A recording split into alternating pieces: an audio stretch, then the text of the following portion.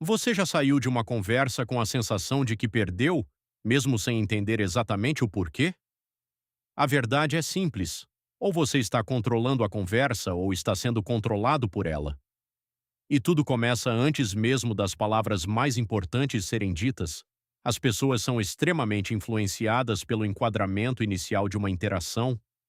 Uma vez que esse tom é definido, tudo o que vem depois passa a ser filtrado através dele. Foi por isso que comecei a fazer algo diferente antes de qualquer conversa importante. Em vez de entrar direto no assunto, eu definia o contexto de forma intencional. Quero falar porque respeito esse relacionamento. Acho que podemos resolver isso. Quero ouvir primeiro o seu lado. Isso mudava completamente o rumo da conversa antes mesmo dela começar, porque quando você não define o enquadramento, alguém define por você. Depois percebi outro erro que cometia o tempo todo. Eu sempre esperava o outro falar primeiro. Em negociações, decisões ou até coisas simples do dia a dia, eu reagia em vez de conduzir. Isso parecia flexibilidade, mas na prática era perda de poder. Existe um conceito psicológico chamado efeito de ancoragem que explica exatamente isso. A primeira ideia ou número apresentado se torna o ponto de referência para todo o resto, ou seja, quem fala primeiro molda a conversa. Quando comecei a apresentar minha posição logo no início, de forma natural e sem agressividade, notei que até quando havia discordância, a resposta da outra pessoa sempre ficava mais próxima do meu ponto do que ficaria se eu tivesse esperado. Mas talvez o maior erro de todos fosse falar demais. Eu preenchia qualquer silêncio, explicava além do necessário, justificava tudo, achando que isso aumentava a minha persuasão. Só que o efeito era o oposto. O silêncio, quando usado corretamente, cria uma pressão invisível.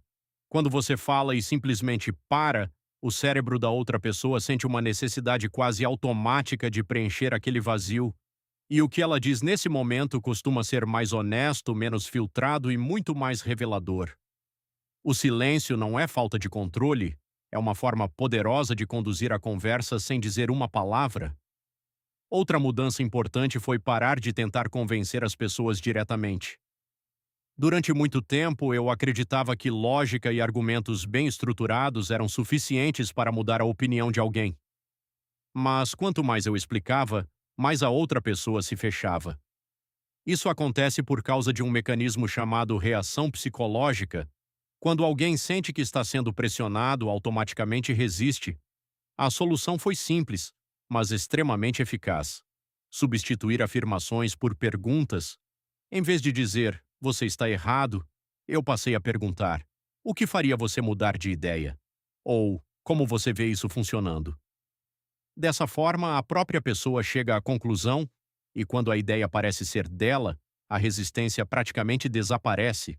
E então vem um detalhe que a maioria ignora completamente: o final da conversa. Eu costumava deixar as interações simplesmente acabarem, sem direção, sem fechamento. Só que existe algo chamado regra do pico final, que mostra que as pessoas lembram de uma experiência principalmente por dois momentos: o mais intenso e o final. E o final tem um peso enorme. Quando comecei a encerrar conversas de forma intencional, resumindo o ponto principal, definindo um próximo passo e finalizando com clareza, tudo mudou. A outra pessoa saía com sensação de direção, segurança e continuidade. No fim das contas, todos esses truques têm algo em comum. Eles não têm nada a ver com ser mais agressivo ou dominante. Eles são sobre ser mais consciente, mais presente e mais intencional. Porque a verdade é que você nunca está neutro em uma conversa. Você sempre está conduzindo ou sendo conduzido. A única diferença é se isso está acontecendo por acaso ou de propósito.